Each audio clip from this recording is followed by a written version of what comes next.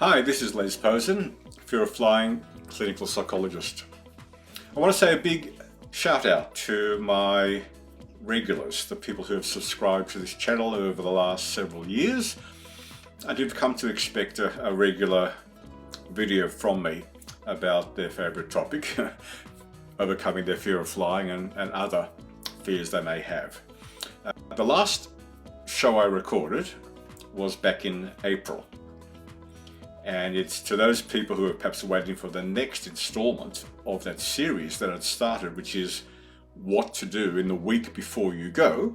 And the next one was going to be about how to overcome your fears of turbulence and how to prepare for it. Well, in the last several months, lots has happened, which has prevented me from continuing that series. And I'm now in a place where I can tell you what's been happening and also let you know that there'll be more videos to come very soon, now that I won't say back on my feet, but ready to do it again. So here's what happened. Back in November of 2024, I decided that I had had enough of my dental woes, cracked teeth, broken bridges, removal, abscesses, root canals. It was enough. It wasn't looking great, and if you go back to some of the videos from the last several years before November, you'll be able to see for yourself it wasn't a great look. It also meant I wasn't smiling as much and so forth. So I decided, in consultation with my regular dentist, to do something about it. If by chance, listening to me, you notice a slight lisp, then that's evidence that I've done something about it. And what I did was decided to consult with that dentist and her recommended specialist implant dentist, both of them who happen to be Turkish, and we decided to go, I think the expression might be the full Monty. Complete removal of my uppers, where I'd had 2 false teeth here, a broken bridge here, and 2 extractions on this side, and replace those, leaving a couple of teeth down the bottom, which were still good to go, but major implants down here, implants on the side, and crowns on the others. That work started in November. It required the complete removal of upper and some lower, and the placement of posts. Now, I need to let you know that if you have a fear of dental work, and quite a number of my fear of flying patients also have a fear of dental work and needles, don't run away. Stay with my story, I promise. There's a happy ending here of some sort. Okay, so stay with me.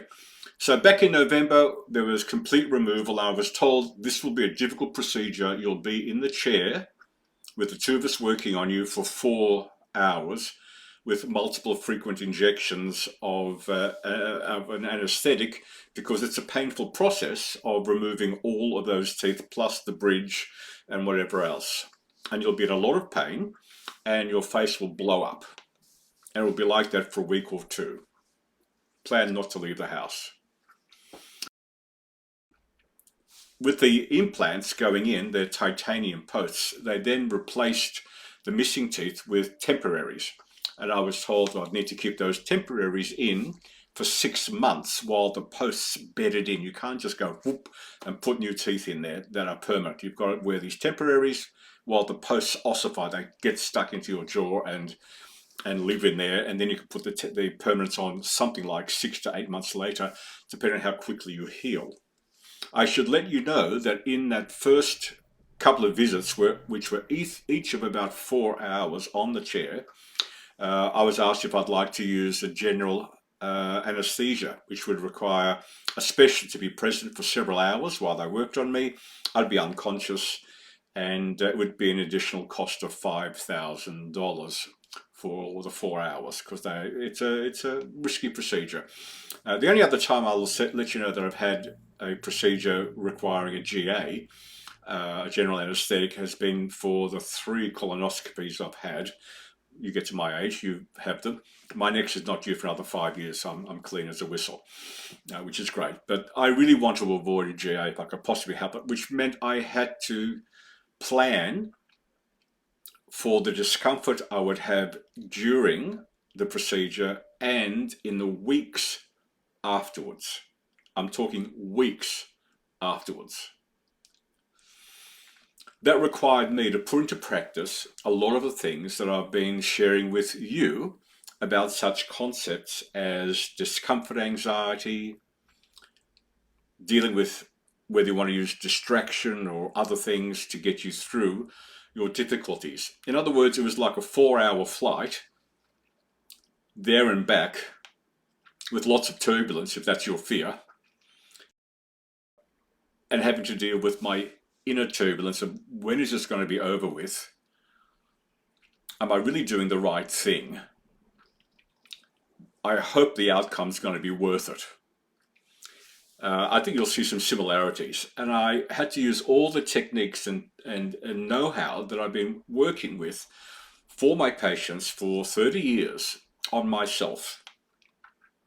Now, I did do a little bit of trickery, mental trickery, which I often will advise my own patients to do.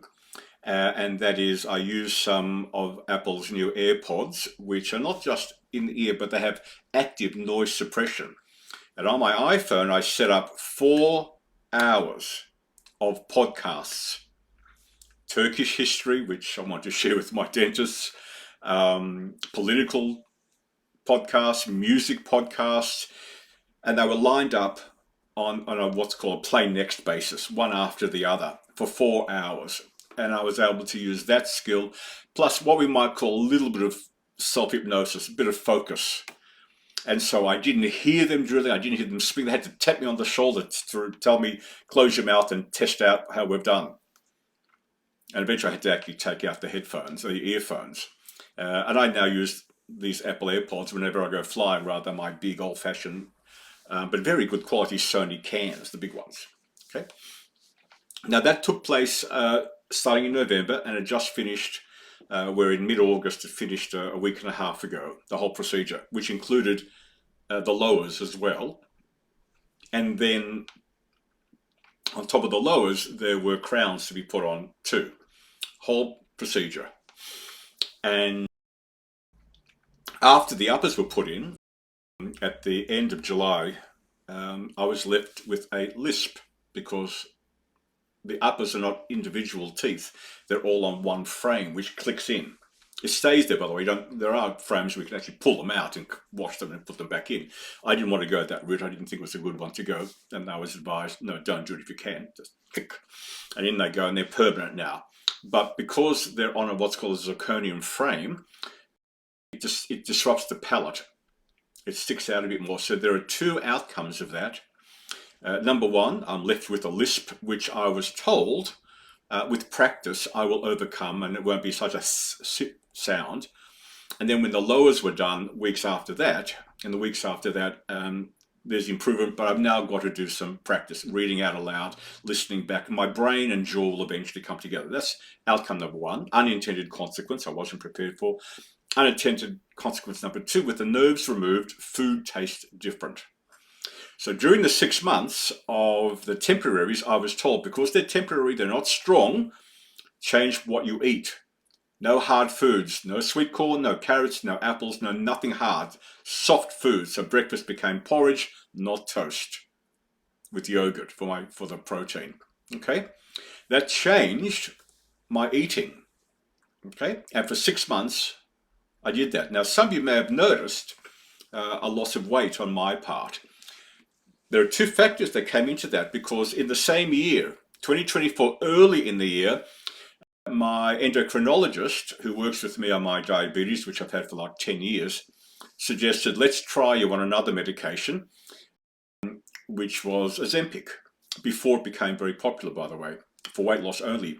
In Australia, it's prescribed principally for diabetes, which means I pay $7 a month for it, not $200.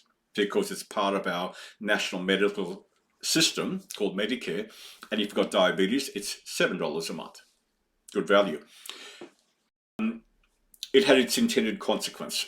I stopped or cut back intensely on my twice daily insulin shots, and I hardly now need to use it, and my glucose is much better than it was. But there was an unintended consequence, and that was the change of appetite. I don't get as hungry as I did. I get full up more quickly. So now when I go to restaurants, I almost invariably take home a doggy bag for myself or the actual dog. And my food preferences have changed. So combine 6 months or 8 months on Ozempic, and in those 8 months before I started my dental work, my endocrinologist and I were both surprised I dropped 12 kilos. Unintended consequence. That wasn't the principal reason for having it. It was to stabilize my glucose. So there were about 12 kilos dropped in those first 6 months. And then along comes the teeth, where my appetite also changes because I can't eat what I wanted to eat for 6 months. And now we have something like a 26 kilo drop. That's roughly 55, 58 pounds in a year. So that's roughly a pound a week, consistently so, but without side effects per se, and without feeling like I'm starving.